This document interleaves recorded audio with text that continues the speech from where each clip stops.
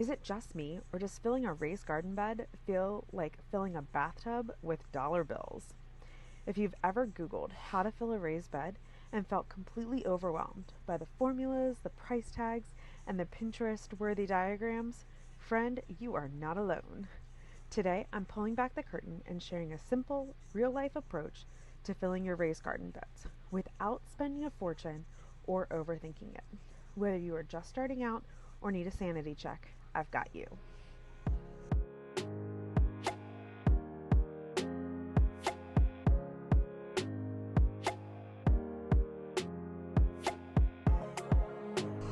Before we dive into the perfect formula for filling a raised garden bed, let's talk about the first garden that we ever built back in Maryland. We started this garden on a budget, and it was definitely on a budget. But all I wanted to do was get something in the ground. Anything to make progress towards our goals of growing our own food. We built the beds from some scrap wood that we had from a porch remodel we had just done, and we just slapped them together. I do remember Jamie rolling his eyes at me many times because this is never going to work. But I did it anyway. And then I started trying to figure out how we were going to fill these beds. Took a trip to Lowe's and realized that filling these 6 pretty decent sized garden beds with soil from Lowe's was not going to be an option. So I started filling them with whatever I could get my hands on. Layered the bottom with cardboard. We had just had some trees taken down and we had wood chips everywhere. I filled them with as much wood chips as I possibly could get in them and saw a sign for topsoil and compost as I was driving down the road, and may or may not have had Jamie go and pick up a few trailer loads of compost. Well, we figured out in the end it was compost to fill these garden beds. And I have to say, I was honestly embarrassed. I kept thinking, this isn't what real gardeners do. But here's the thing. Those beds thrived. Our first garden at our house in Maryland was probably our best garden we have ever had. And I look back at those pictures and I keep going, oh my God, why does our garden not look like that anymore? Like, what happened? The tomatoes exploded, the flowers wouldn't stop blooming, and the squash behaved. We didn't have any bugs, and we had a bumper crop of squash. It was the messiest, most thrown together garden I have ever had, and it taught me more than any YouTube video ever could. Because gardening, especially for us busy moms, it isn't about perfection. It's about progress. It's about showing up with what you have and letting the garden meet you there. So now that you know my very embarrassing garden story, let's talk about the process and what exactly works for filling a raised garden bed. And today we are going to talk about the Lasagna Method, and I do have this method and some tips and tricks on how to fill a garden bed on a budget, especially a shoestring budget, in my free guide. I'll leave that link in the description below for you. But let's jump into the Lasagna Method. And the reason it's the Lasagna Method is because you're going to layer things just like you would layer a lasagna. So the first layer in the Lasagna Method is your bottom layer. Makes sense. And you always want to start with cardboard. It is a great weed barrier.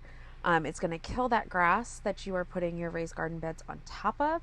And then over time, it's going to decompose and it is going to attract all of those microorganisms that are going to be super beneficial for your soil. And it's going to attract worms that will then poop.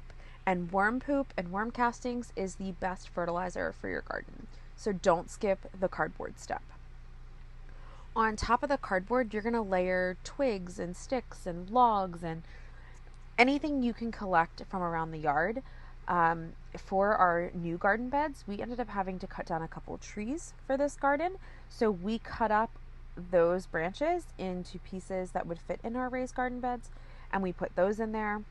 We also have a lot of other just debris, not like trash debris, but like lawn debris, trees and things that have fallen down, and we have been collecting them. So we put those in as our bottom layer.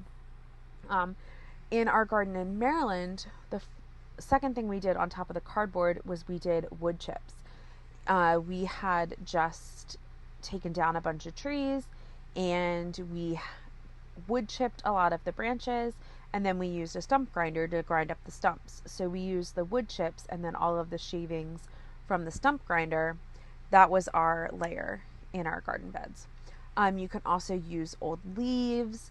You can do straw or hay. I just really caution you with those two, because you want to make sure that they're not sprayed with anything any chemicals that are going to kill your garden. And then you just want to make sure there's no seeds, because you don't want the weeds and all of that growing in your garden beds. So that is your bottom layer. Then your middle layer is where I would recommend you maybe find a place on your property where you have some extra soil, or maybe a neighbor has some soil that they're trying to get rid of. Use like your native soil as much as you possibly can. And then also put in there, you can put kitchen scraps, you can put grass clippings. Maybe you have access to some unfinished compost. You can put that in there. Just kind of scrounge around for this one. Get this layer to be as cheap as possible for you, so that you can save your money for the top layer, which is where your plants are going to be. That's where their roots are going to start. So of course you want that to be your best soil. And this could be a store-bought mix. You could do like a garden mix and a topsoil and compost and mix everything together. Or you could do like we did. The very first year is we found actually a neighbor who was actually making compost at his house. And we just bought compost by the scoop, and we used that to layer our garden. So that this layer you want to make sure it's your best soil. Here on this homestead, we are doing a mix for our top layer. Some of it is compost from the local ag co-op, and then some we are doing as leaf mulch. Just kind of mixing it kind of based off of what we have at the time when we build the bed. And we dumped a lot of leaf mulch in one area, and then come to find out when we had to move the garden a little bit, that area is where we need to put garden beds. So in order to make more beds, we have to clean that area. So some of the beds are really heavy on leaf compost, and not just finished compost, but we're kind of doing a mix. And if you're going to do a mix for your top layer, then I suggest like mixing it together. And the easiest way to do that is to put it all in a box and then use a shovel to just flip it as you go. So that is your 3 layers. So you want your cardboard as your bottom layer. You want some sticks, some logs, some wood chips, and then you want some of your topsoil, maybe some kitchen compost, grass clippings, something kind of native to your area. And then your top layer, you want to be the best soil that you can get and that you can afford. So the reason why this works is because the bottom layers over time, they will break down. The wood chips will break down, the cardboard will break down, and it's going to feed the top layer. So it's this whole cycle that will continue to go around and around, saving you money and giving your plants the nourishment it needs over time. Now, every year you are going to have to amend these beds. So just keep that in mind. So the whole cycle will continue.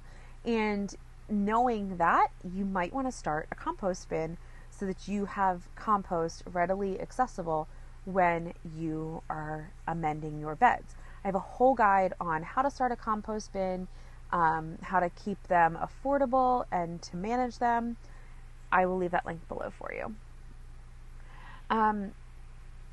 So after you have your Lasagna Method layered, there's a couple of things that you want to think about and to keep in mind as you're doing this.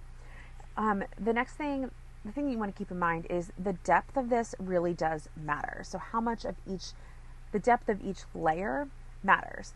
And the reason it matters is because roots of different plants are going to grow down deeper. So your leafy greens and your herbs, they're going to grow 6 to 8 inches deep. So you want to make sure that that top layer is at least 6 to 8 inches deep. Your root crops, like your carrots and your beets, they grow a little bit deeper. So they grow 12 to 18 inches deep. So thinking about that, making sure that that top layer is a good 12 inches so that they have enough there. And then your tomatoes and your squash and your peppers, they're going to go even deeper. So really making sure that that second layer is pretty good quality, just like your top layer. But, these are just suggestions, and I don't want you to stress about it. If your layers are not the right, you don't have enough of this or you don't have enough of that, starting is better than doing nothing. So just get it in there, get it in the ground, get experience. I promise you, you will harvest a crop this year. Another tip for you, as you are filling your beds, make sure that you are watering each layer as you go. This will help things settle and it will kickstart your decomposition, especially with the Lasagna Method. Compost likes to be wet. It doesn't break down very well if it's not. And that's the same for wood chips and logs and sticks. They like to be wet in order to break down. So make sure that you're watering the layers as you go. And like I always say, and like I say in our Simplify Thrive Homestead Academy, don't let the idea of things being perfect be what stops you, because it's not going to be perfect. There's never going to be a perfect time. There is never going to be a perfect soil mix. Get over the perfection and just start. The best soil is the one that you can afford and that you can access right now. End of subject, period. Start with what you have, improve over time. You're going to add compost and you're going to amend each season. And every time you amend and you add, it's just going to get better. Remember, if you need this written out for you in a how to save money with your filling your raised garden beds, I have a guide for you. It's linked below.